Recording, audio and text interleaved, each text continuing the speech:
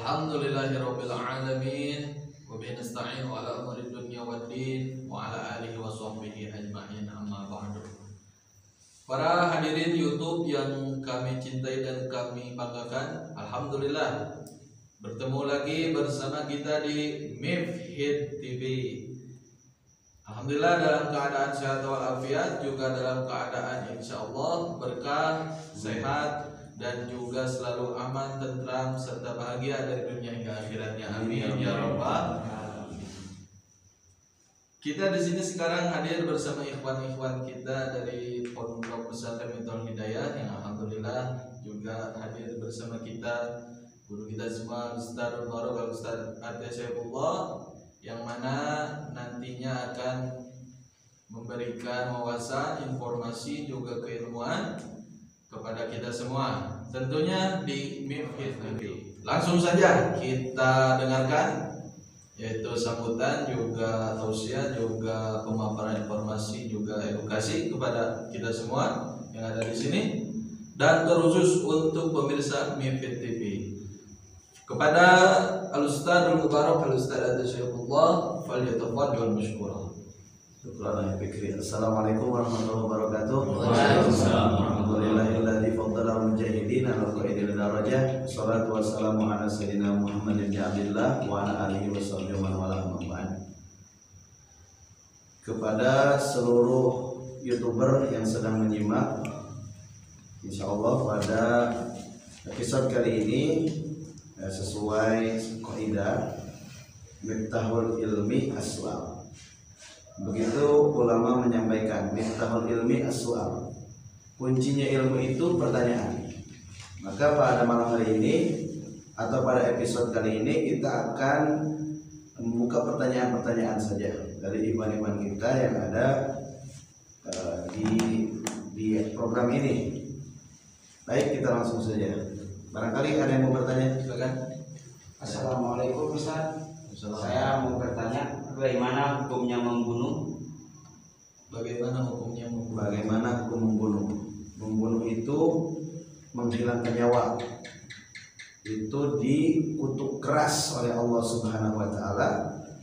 Pertamanya itu ada salah satu manusia, yaitu yakni anaknya Nabi Adam alaihissalam. Itu pertama, Qabil membunuh saudaranya. Satu buah kompetisi yang langsung diperintahkan oleh ayahnya, yakni Nabi Adam alaihissalam, dan Qabil kalah membunuh saudaranya. Jadi kalau kita berbicara siapa sih yang pertama kali membunuh, yaitu Qabil, membunuh saudaranya.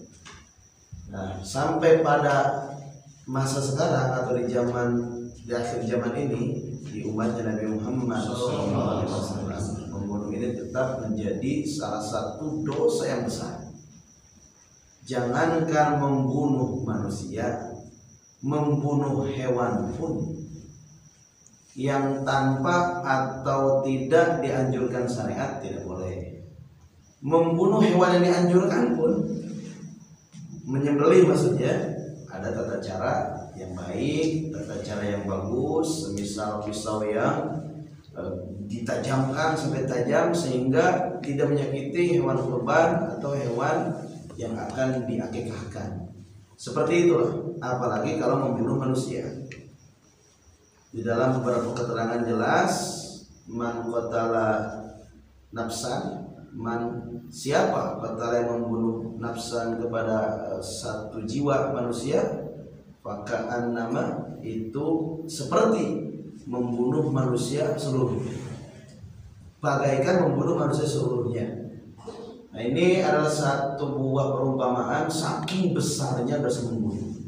Satu itu. Yang kedua, man qatala mu'minan muta'ammidan fajaza'uhu jahannam khalidan fiha. Siapa yang membunuh mukmin dengan sengaja, ya, tanpa ada anjuran syariat, maka jahanam tempat kembalinya dan kekal di dalam neraka. Nah, yang boleh ditumpahkan darah itu hanya 3.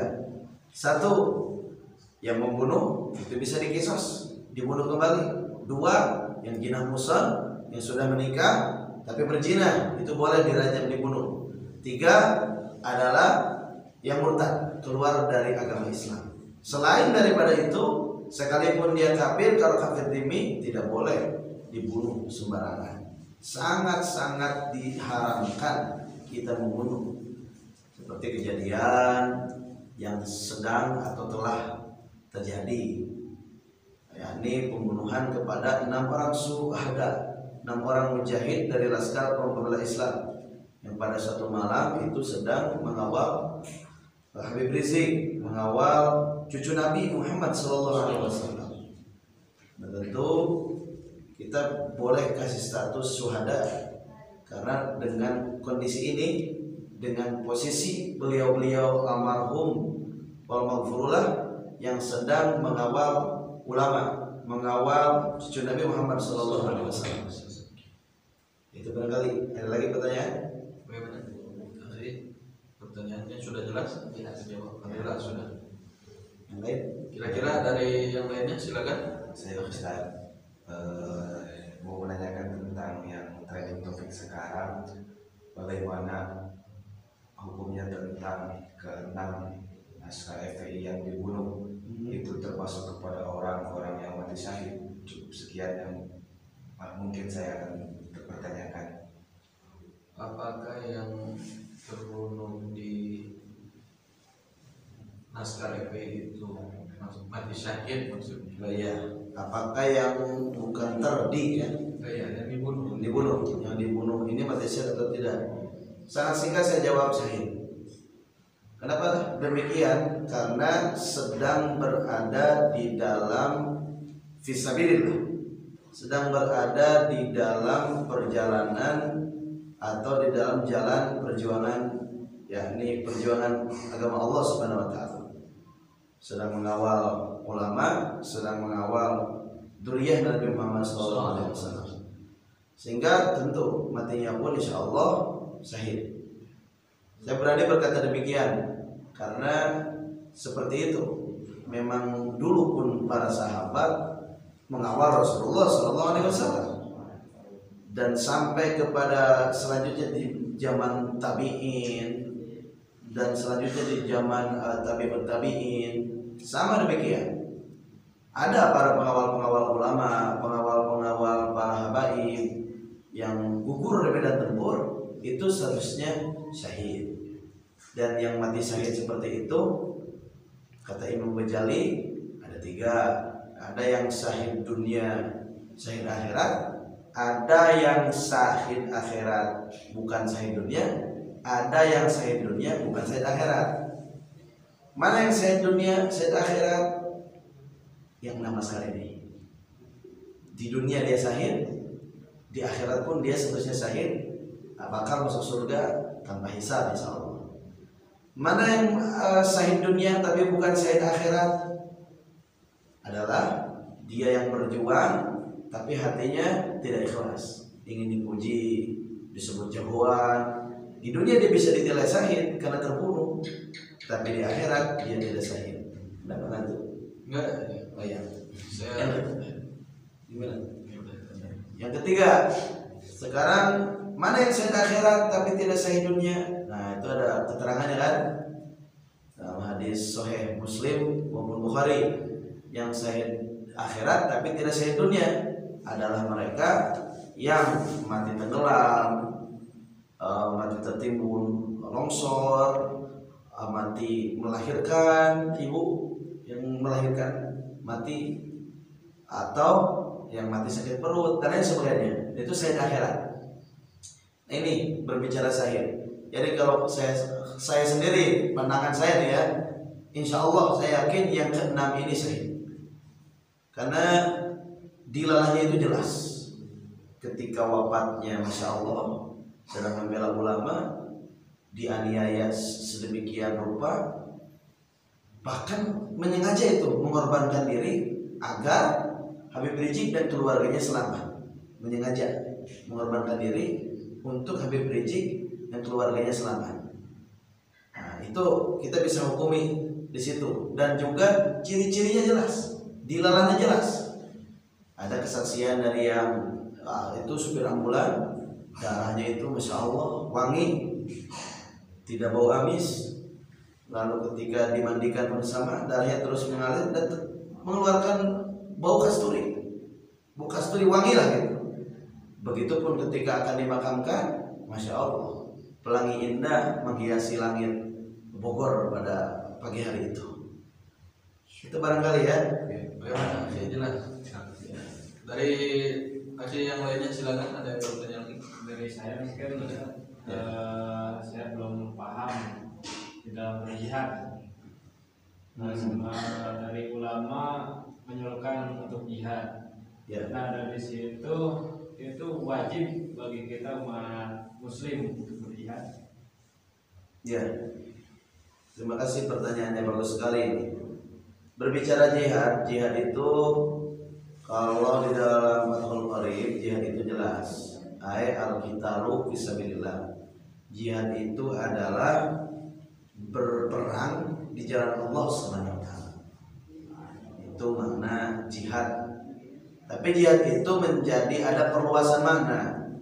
Ketika jihad itu disandingkan dengan dalil yang lain. Seperti contoh, man kharaja li talabil ilmi fahuwa fisabilillah jihad. Siapa yang keluar dari rumah untuk menuntut ilmu, maka dia ada di jalan Allah. Sedang berperang di jalan Allah, jihad fisabilillah, maka wafatnya pun insyaallah sahih. Nah, seperti itu. Nah, menurut hemat saya seperti ini saja. Kalau negaranya memang sudah genting, kondisinya memang sudah perang, jihad itu menjadi wajib. Yang dulu ada resolusi jihad pada saat itu ketika pasukan Inggris ya, pasukan Inggris menyerang, lalu Kiai Hasyim Asy'ari mengeluarkan fatwa, itu fatwa seperti itu, jihad wajib. Yang tidak keluar rumah untuk berjihad statusnya munafik. Bahkan yang wafat ketika jihad melawan Inggris pada saat itu statusnya syahid. Nah, ulama sampai berani mengeluarkan fatwa seperti itu. Kondisi yang memang sudah darurat, dan itu barulah diserukan difatwakan jihad. Jadi untuk kita begini saja, melihat situasi, kalau tunggu fatwa ulama. Kalau ada kata atau fatwa ulama, ayo berjihad, maka bismillah, jihad itu menjadi wajib. Seperti itu barangkali. Bagaimana, sudah puas lagi? Alhamdulillah terima kasih penjelasannya. Alhamdulillah. Untuk selanjutnya siapa yang bertanya lagi? Mungkin dari saya. Ya, silakan.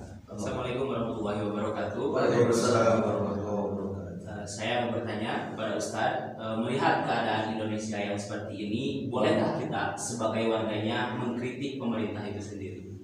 Mungkin segitu pertanyaan saya. Mengkritik pemerintah ya. Kritik itu boleh. Kritik itu kan intinya, pada intinya ada hal yang salah pada seseorang, lalu ingin kita betulkan. Intinya begitu. Atau ada hal yang kurang dari seseorang, ingin kita tambah supaya sempurna. Boleh-boleh saja kita mengkritik. Kita jangankan kepada pemerintah, kepada teman sejawat, saudara pun harus. Tentu. Karena intinya kan man ra'a minkum munkaran falyughayyirhu bi yadihi aw bi lisanihi aw bi qalbi. Melihat kemungkaran itu tidak mampu diulang. Melihat kemungkaran itu siapa yang lihat? Man, siapa? Itu kalimat umum. Siapa saja ro'a yang melihat kemungkaran, falyughayyirhu bi yadihi, rubah dengan tangan. Fa ila yastati bilisan. Tidak bisa dengan tangan, baru dengan lisan. Tidak bisa dengan lisan, tapi qalbi, baru dengan hati. Nah, artinya kalau kita mengkritik pemerintah dengan lisan, itu ada di level kedua. Bagusnya dengan tangan dulu. Nah, tangan itu maksudnya bukan kita serta-merta misalkan Jokowi sholat cabok, bukan begitu. Bukan. Kalau dengan tangan itu kan tangan bisa ngetik, bikin surat ketidaksetujuan. Dengan tangan itu tangan bisa bikin spanduk baliho, misalkan bebaskan Habib Rizik tanpa syarat. Ini sudah menarik ya, agak menarik berkaitan dengan mengkritik pemerintah. Sepertinya mengkritik itu ada yang lewat surat, ada juga yang lewat baliho, tadi seperti kata Ustaz. Nah, bagaimana kalau kita mengkritik berdemo, aksi gitu, karena kita udah kesal sekali nih dengan kebijakan-kebijakan yang tidak pro rakyat. Bagaimana nih hukum demo menurut Ustaz? Ya, terima kasih. Nah ini bagus nih untuk kita jawab. Demo itu kan salah satu ungkapan ketidaksetujuan, baik itu kepada independen, perorangan individual, atau kepada kelompok, atau kepada pemerintah.